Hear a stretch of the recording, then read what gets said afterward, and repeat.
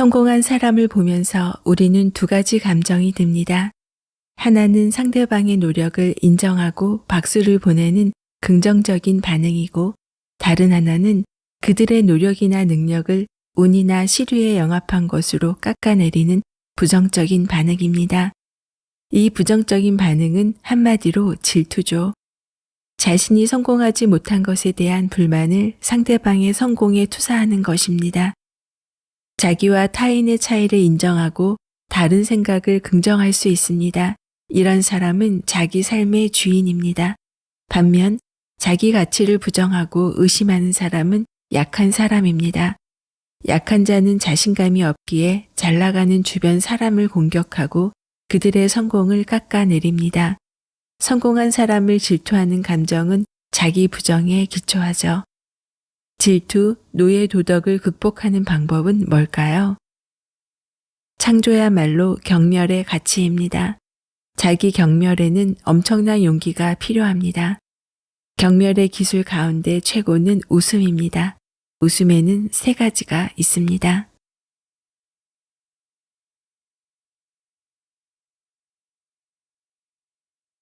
경멸의 기술, 웃음으로 극복되지 않은 질투는 없다. 웃음의 신 모리아. 우리가 이 세상에 태어날 때 우는 이유는 바보들만 있는 이 큰 무대에 왔기 때문이다. 우리가 사는 세상은 무대와 같습니다. 우리는 그 위에서 연극을 하는 바보 배우입니다. 왜 사는지, 어떻게 살아야 하는지 모른 채 역할에 충실하기 때문입니다. 사는 이유와 방법을 모르니 주어진 대로 남들 하라는 대로 따라갈 수밖에 없습니다. 에라스미스가 쓴 우신 예찬에는 어리석은 여신 모리아가 등장합니다. 지혜의 여신 미네르바의 적수로 나타나는 모리아는 태어날 때 울음 대신 웃음을 터뜨렸다고 하죠. 우리는 지식과 지혜를 대단한 것으로 숭상하지만 모리아는 지식과 지혜가 만든 이론, 종교, 도덕 등은 마음껏 비웃습니다.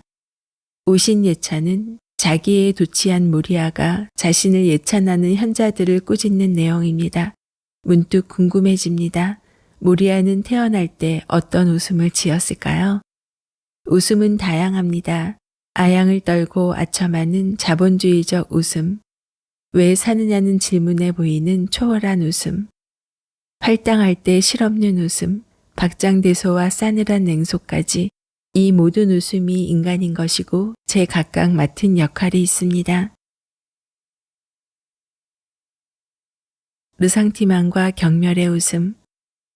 마땅히 웃어야 하는 방식으로 그대들 자신을 비웃는 것을 배우라. 웃음에 관해서는 니체의 이야기를 들어볼 필요가 있습니다. 니체는 자기 자신을 비웃으라고 합니다. 왜 그래야 할까요? 그가 말하는 것은 자기 경멸입니다. 자기 힘을 부정하고 세상의 지식과 진리, 도덕을 받아들이는 자신에 대한 혐오죠. 이런 나를 경멸하라는 것입니다. 성공한 사람을 보는 우리는 두 가지 감정이 듭니다. 하나는 상대방의 노력을 인정하고 박수를 보내는 긍정적인 반응이고, 다른 하나는 그들의 노력과 능력을 운이나 시류에 영합한 것으로 깎아내리는 부정적인 반응입니다. 이 부정적인 반응은 한마디로 질투죠. 자신이 성공하지 못한 것에 대한 불만을 상대방의 성공에 투사하는 것입니다. 니체에 따르면 질투는 르상티망, 원한에 기초한 것입니다. 그는 자기 생각이나 삶의 방식을 긍정적인 사람을 강한 자 혹은 주인이라고 부릅니다. 강한 자는 스스로 자기 가치를 부여하기 때문에 다른 사람의 삶에 크게 신경 쓰지 않습니다. 당연히 그들의 성공에도 박수를 보낼 수 있죠. 자기 방식대로 살아가니 다른 사람의 성공을 시기할 필요가 없습니다. 자기와 타인의 차이를 인정하고 다른 생각을 긍정할 수 있습니다. 이런 사람은 자기 삶의 주인입니다. 반면 자기 가치를 부정하고 의심하는 사람은 약한 자입니다. 약한 자는 자신감이 없기 때문에 잘 나가는 주변 사람을 공격하고 그들의 성공을 깎아내립니다. 성공한 사람을 질투하는 감정은 자기 부정에 기초하죠. 약한 자는 노예 도덕을 가지고 살아갑니다. 니체는 노예 도덕이 강한 자에 대한 원한에서 비롯된다고 생각했습니다. 노예 도덕은 자신의 힘을 부정합니다. 자신의 가치와 힘을 부정하면 타인의 가치를 추종할 수밖에 없습니다. 자기 생각이 약한 사람은 다른 사람의 생각에 따를 수밖에 없죠. 이 땅의 구원자, 영웅이 오기를 기다리며 특정한 정치인, 사상가를 추종하는 것은 일종의 노예 도덕입니다. 나는 생각할 능력이 부족하다. 내 힘으로 살아갈 수 없다고 인정하는 것입니다. 주인의 도덕을 가진 사람은 자기 욕망과 본능에 충실합니다. 다른 사람을 질투하느라 에너지를 소모하지 않죠. 다른 사람의 성공에 박수를 보내기 때문에 친구가 될 수 있습니다. 진심 어린 칭찬을 해줄 수 있는 사람은 주인의 도덕을 가진 사람입니다. 질투를 극복하는 힘, 경멸. 질투, 노예 도덕을 극복하는 방법은 뭘까요? 니체는 경멸을 말합니다. 더 사랑할 수 없는 곳에서는 스쳐 지나가야 한다. 경멸에는 두 가지가 있습니다. 하나는 세상과 대중, 타인이 추종하는 것에 대한 경멸입니다. 세상은 시장을 중심으로 돌아갑니다. 주식과 부동산, 연예인 이야기로 넘칩니다.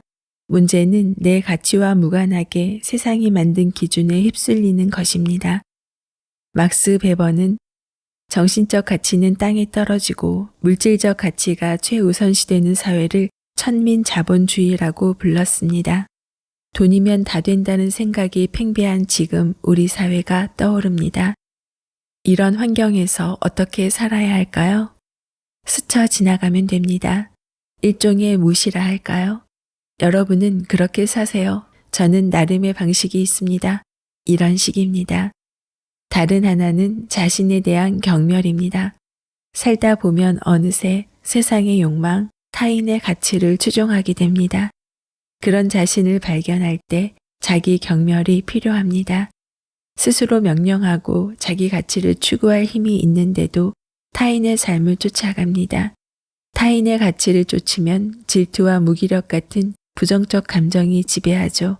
자기 삶이 아니기 때문입니다. 내 경멸이 열등감에 기초하는지 자신감에 기초하는지 살펴야 합니다. 열등감에 기인한다면 노예 도덕, 질투의 감정일 테고 자신감에 기인한다면 주인의 도덕, 힘의 근원일 것입니다. 자신감의 힘에 따른 경멸이야말로 자기 가치 창조의 원천이 될 수 있습니다. 사랑하는 자는 창조하려 한다. 경멸하기 때문이다. 자신이 사랑한 것을 경멸할 줄 모르는 자가 어찌 사랑을 알겠는가?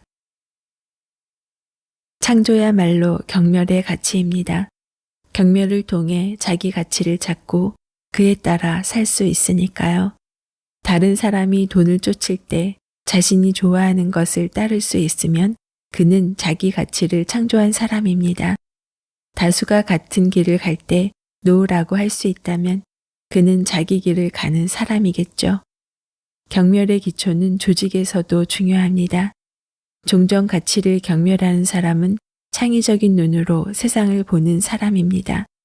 스티브 잡스는 함께 일하는 사람이 실망스러운 결과를 냈을 때 쓰레기 같은 짓이라며 자신을 경멸하라고 소리쳤습니다.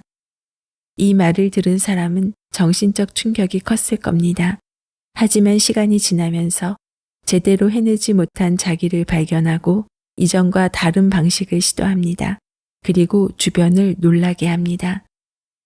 스티브 잡스와 일해본 사람들은 그와 함께한 시간이 고통스러웠지만 덕분에 최고의 날을 경험했다는 이중적인 평가를 합니다.